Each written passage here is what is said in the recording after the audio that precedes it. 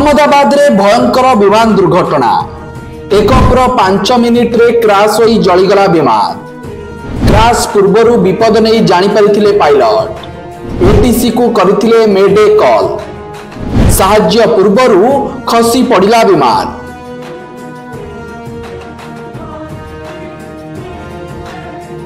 आज अपराह्न रे गुजरात रो अहमदाबाद विमानबंदर रे एक बड़ विमान दुर्घटना घटिछि।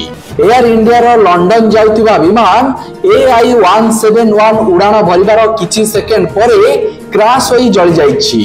ए विमानटी एक बोइंग 787 ड्रीम लाइन रो थिला, जेउथिरे गुजरात रो पूर्वतन मुख्यमंत्री विजय रूपानी समेत मोट 242 जन थिले। तबे विमान क्राश हेबा पूर्वरु जानि पारिथिले पायलट, कारण विमान उड़ान भरिबार मात्र कई मिनिट परे पायलट एटीसी बा एयर ट्रैफिक कंट्रोल को एक मेडे कॉल करथिले, किंतु एहा परे विमान सहित जोगाजोग विच्छिन्न हो जाइतिला।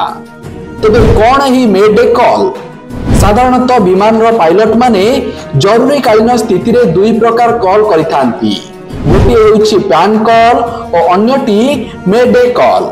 जेतेबेले यात्री जीवन प्रति विपद नथिले भी पाग खराब और यांत्रिक समस्या देखा देले जरूरी अवतरण पई पैन कॉल करिथांती पायलट। हेले जेतेबेले विमान रो जने पायलट अति गंभीर समस्या रे पड़ंती सेतेबेले करिथांती मेडे कॉल। जेतेबेले विमान रे थिबा यात्री जीवन प्रति विपद थाए, विमान रे अग्निकांड घटे किंबा दुर्घटनार आशंका थाए, सेतेबेले पायलट रेडियो रे 3 थर मेडे बोली कहिथांती।